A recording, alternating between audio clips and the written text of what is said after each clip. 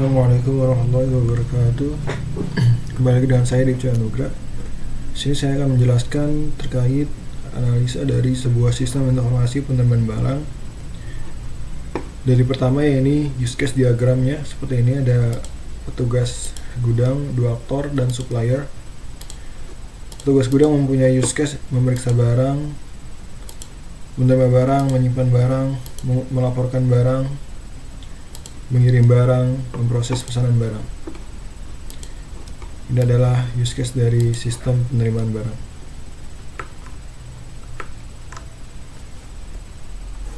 Selanjutnya kita masuk ke dalam activity diagram. Di sini ada activity diagram memeriksa barang. Tugas gudang ada dua aktor, tugas gudang dan supplier. Tugas gudang memulai cek daftar pesanan barang, memeriksa barang, apakah ada kerusakan atau tidak. Jika ada kerusakan, maka mengembalikan barang dan diterima oleh supplier. Jika tidak, maka menyimpan barang, update stok barang, dan selesai. Selanjutnya, activity diagram untuk menerima barang. Ini ada petugas gudang dan supplier juga. Tugas gudang terima barang dari supplier, terus verifikasi barang dengan pesanan apakah sesuai.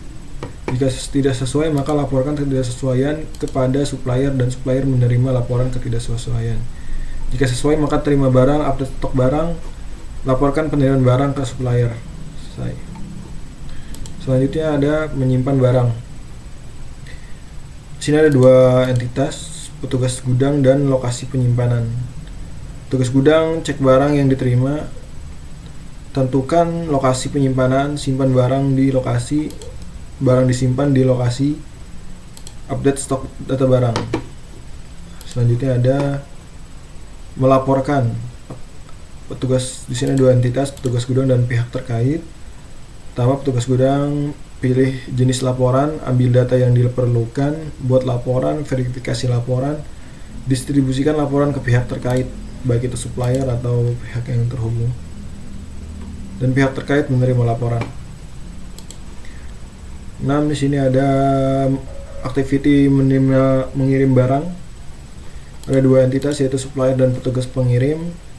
Supplier cek pesanan yang harus dikirimkan, siapkan barang, proses pengiriman, diproses pengiriman oleh petugas pengirim, update status pengiriman, sesudah diproses, mengupdate status pengiriman, notifikasi pengiriman ke pelanggan.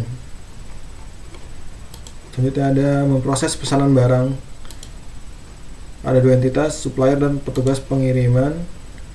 Terima pesanan dari gudang oleh supplier, verifikasi pesanan oleh supplier, siapkan barang yang dipesan, konfirmasi pesanan siap dikirim, update status pesanan, dan mengirim pesanan oleh petugas pengirim. 8. Di sini ada sequence diagram dari memeriksa pesanan barang. Ini kita bisa lihat fullnya seperti ini. Pertama, memeriksa pesanan barang. Ada berapa entitas? 1, 2, 3, 4 sama supplier. Tugas gudang pertama cek daftar pesanan barang ke sistem. Sistem juga mengambil data dari database. Terus mengirimkan daftar pesanan kepada petugas gudang, menampilkan cek barang apakah rusak atau tidak. Jika tidak rusak, maka simpan lagi ke sistem. Jika rusak, maka dikirimkan lagi kepada supplier. Nah, jika barang tidak rusak, lanjut lagi ke update stok barang dan barang diterima. Lanjut ke mengirim barang, menerima barang. Ada tiga entitas, yaitu petugas gudang, sistem, dan supplier. Pertama, supplier. Di sini petugas gudang menerima barang dari supplier, diterima barang dan verifikasi barang. Lanjut, cek kesesuaian barang oleh sistem. Jika sesuai, maka diverifikasi kesesuaiannya. Terus update stok barang, masuk ke sistem, konfirmasi penerimaan barang, masuk ke sistem, kirim notifikasi penerimaan barang kepada supplier. Lanjut, ini masuk ke dalam sequence diagram mengirim barang. ada 3 entitas, supplier, sistem, dan petugas barang.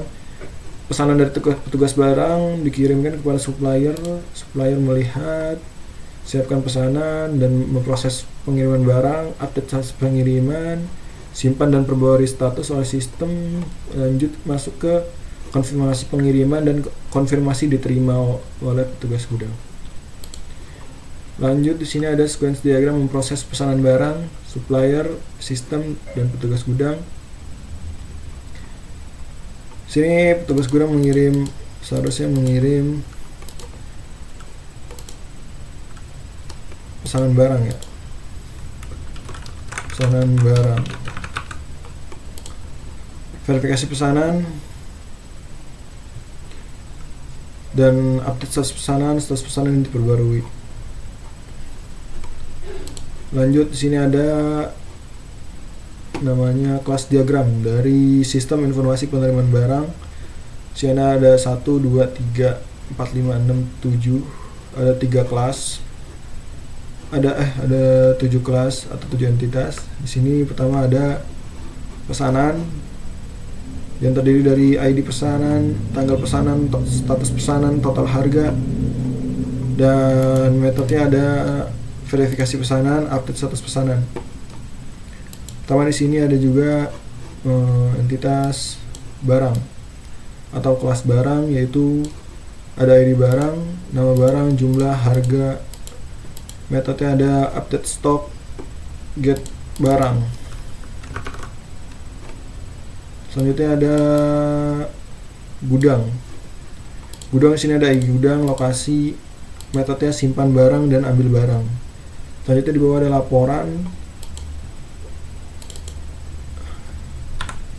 Sini nggak pakai harusnya. Ada laporan, jenis laporan, tanggal laporan, metodenya buat laporan, verifikasi laporan. Sini ada kelas pelanggan, ada ID pelanggan, nama pelanggan, alamat, kontak. Metodenya terima barang. Supplier, ada ID supplier, nama, alamat, kontak. Metode kirim barang, proses tagihan. Transaksi ada ID transaksi, tanggal transaksi, jenis transaksi, jumlah, proses transaksi, update status transaksi sebagai metodenya. Di sini kita bahas relasinya. Pesanan ke dalam barang, many to many. Satu pesanan bisa berisi berapa banyak barang, barang juga bisa dari sekian pesanan. Dan terusnya ada barang ke gudang, relasinya many to one. Barang bisa banyak, hanya tapi bisa ditempatkan dalam satu gudang. Terus juga ada relasi pesanan ke dalam supplier, many to one. Terus juga ada pesanan ke pelanggan, many to one juga. Terus ada lagi pesanan ke transaksi, one to one. Satu pesanan, satu transaksi. Sini juga ada gudang ke laporan. Gudang ke laporan di sini many to one. Terus juga ada laporan ke barang, many to one. Laporan ke dalam pesanan, many one to many. One to many. Terus juga ada, udah itu saja. Mungkin itu saja penjelasan dari macam-macam sistem analisis dari sistem informasi penerimaan barang. Sekian dari saya, Dipca Anugrah. Wassalamualaikum warahmatullahi wabarakatuh.